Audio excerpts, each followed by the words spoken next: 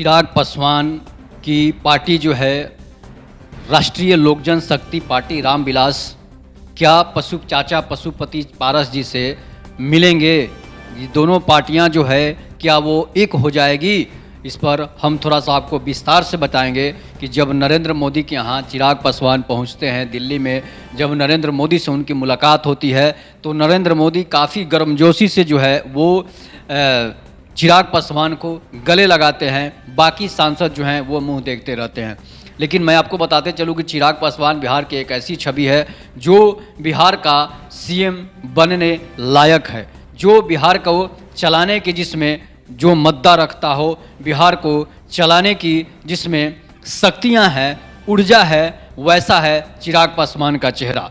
लेकिन मैं आपको बताते चलूँ कि राजनीतिक वजह जो होती है उसकी वजह से चिराग पासवान बिहार के सीएम पद पर नहीं पहुंच सकते हैं। लेकिन मैं आपको बताते चलूं कि बीजेपी जो है उनको कभी ना कभी सीएम पद पर आसीन करा सकती है। वो कैसे करा सकती है इसके बारे में मैंने आपको पहले ही बता चुका हूँ, लेकिन मैं आपको बता रहा हूँ कि चिराग पासवान के चाचा जो हैं पशुपति पारस जी जो हैं, जिनका राष्ट्रीय लोक जनशक्ति पार्टी जो है उनका राष्ट्रीय लोजपा है वो बना चुके हैं, जो कि काफ़ी बड़े बड़े बीजेपी के नेता भी लगे हुए हैं कि ये दोनों पार्टियां एक हो जाए और बिहार की राजनीतिक में इनका जो पैठ है वो बरकरार रहे। इसलिए कि 6 सांसद जो हैं चिराग पासवान मिलाकर उनके पास 6 सांसद हैं। लेकिन जो है पार्टी जब अलग हुई थी, दोनों अलग हो गए थे चाचा और भतीजा। उसके बाद चिराग पासवान जो है अलग हो गए, 5 सांसद लेकर पशुपति पारस जी जो है वो अलग हो गए थे।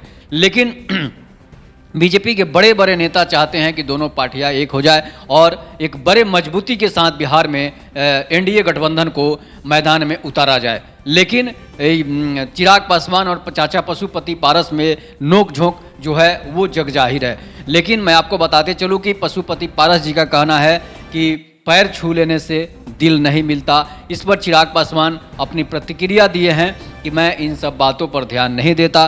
चाचा पारस से मेरी कोई जातीय दुश्मनी नहीं है, मेरी कोई पारिवारिक दुश्मनी नहीं है। इसका मतलब है कि चिराग पासवान जी जो हैं वो दिल खोलकर अपने चाचा का स्वागत करने के लिए तैयार हैं। लेकिन चाचा जो हैं उनकी क्या समस्या है अब वो पशुपति पारस जी ही बता सकते हैं कि क्या समस्या है। चिराग पासवान जो है नीतीश सरकार पर काफ़ी हमलावर हैं। उन्होंने चिराग पासवान ने ये भी कहा है, आपको बताते चले कि जिस तरह से बेगूसराय में घटना हुई है उस पर चिराग पासवान का प्रतिक्रिया आता है कि बिहार सरकार जो है वो निकम्मी सरकार है। बिहार सरकार जो है जिस तरह से बिहार में घटनाएं हो रही है उससे चिराग पासवान काफ़ी दुखी हैं और मणिपुर की घटना पर भी वो दुखी हैं, राजस्थान की घटना पर भी दुखी हैं, बंगाल की घटना पर भी दुखी हैं और बिहार के बेगूसराय में जिस तरह से निर्ममतापूर्वक महिला को नंगा करके घुमाया गया उसके पर चिराग पासवान जो है वो काफ़ी दुखी हैं, जो कि बिहार के सभी लोग दुखी हैं।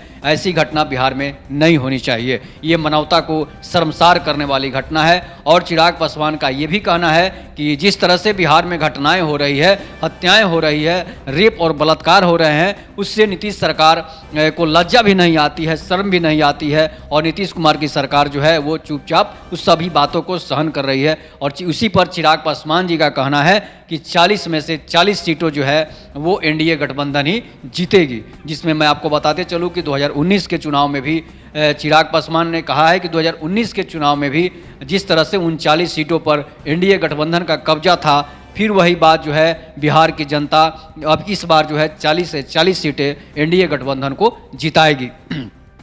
ये कहना है चिराग पासवान का, जो राष्ट्रीय लोक जनशक्ति पार्टी रामविलास के राष्ट्रीय अध्यक्ष हैं। तो इस पर चिराग पासवान ने अपनी प्रतिक्रिया दी है और बिहार सरकार को लताड़ा है, नीतीश सरकार को लताड़ा है कि बिहार में लगातार दलितों पर अत्याचार बढ़ा है, पिछड़ों पर अत्याचार बढ़ा है। उससे चिराग पासवान काफ़ी दुखी हैं। तो आप अपनी प्रतिक्रिया जरूर दीजिएगा। तब तक के लिए नमस्कार, जय हिंद, जय भारत, जय श्री राम।